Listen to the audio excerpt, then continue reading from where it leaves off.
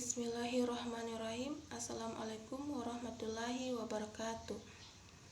Perkenalkan, nama saya Nurlisa, Standbook A1K1200065, jurusan Pendidikan Fisika. Saya akan mempresentasikan tugas ujian final laporan biologi umum tentang materi genetika. Sebelum itu, saya akan memperlihatkan laporan yang setelah buat. Laporan yang setelah buat terdiri dari cover, pendahuluan,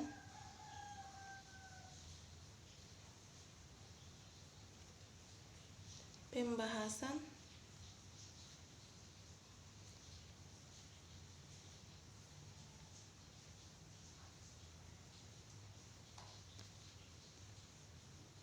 rangkuman, dan daftar pustaka.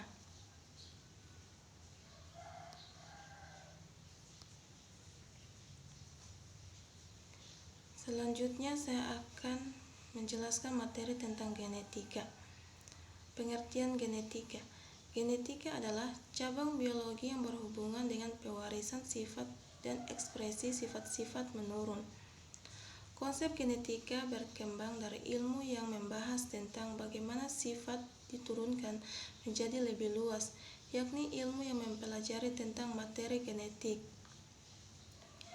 Genetika adalah bagian dari biologi, sehingga dalam genetika ditemukan kerangka berpikir yang menjelaskan keanekaragaman kehidupan maupun proses-proses dalam perkembangan zaman dan teknologi. Genetika dikenal sebagai inti utama dari biologi modern. Genetika sudah lama dikenal sebagai salah satu bidang biologi.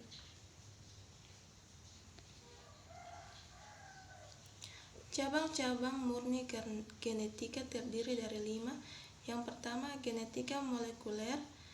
Yang kedua, genetika sel atau sitogenetika. Yang ketiga, genetika populasi. Yang keempat, genetika kuantitatif. Yang kelima, genetika perkembangan.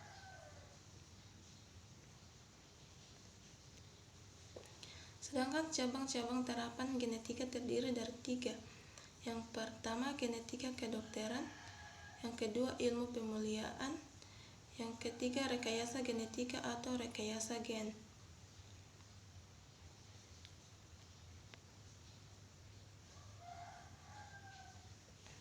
Genetika terdiri dari hukum-hukum Mendel. Yang pertama, hukum 1 Mendel. Hukum 1 Mendel dikenal dengan pemisah gen yang sealel. Sifat dominan yang tidak muncul secara penuh disebut dengan sifat intermediate.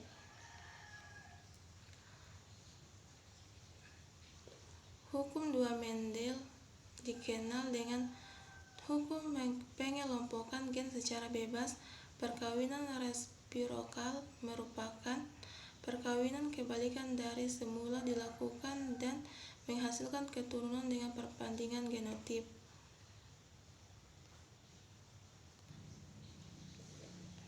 Selanjutnya, proses rekayasa genetik. Yang pertama, membuat DNA atau AND salinan dari RNAD. Yang kedua, pemasangan cDNA pada cincin plasmid. Yang ketiga, penyisipan DNA rekombinan ke dalam tubuh atau sel bakteri. Yang keempat, membuat klon bakteri yang mengandung DNA rekombinan. Yang kelima, pemanenan produk.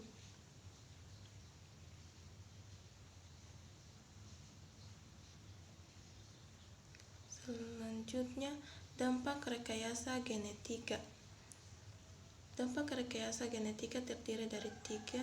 Yang pertama, tanaman transgenik tertentu bisa memungkinkan keracunan alergi, perbedaan nutrisi dan komposisi, serta adanya kemungkinan menyebabkan bakteri dalam tubuh manusia menjadi resisten terhadap antibiotik. Kedua, tanaman transgenik tertentu bisa memungkinkan keracunan alergi, perbedaan nutrisi dan komposisi, serta adanya kemungkinan menyebabkan materi dalam tubuh manusia menjadi resisten terhadap antibiotik tertentu.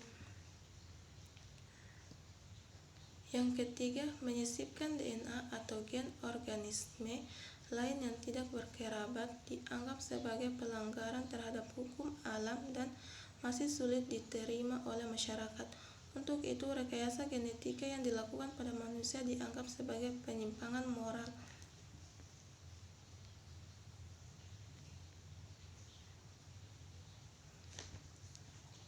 Sekian materi yang saya dapat bawakan.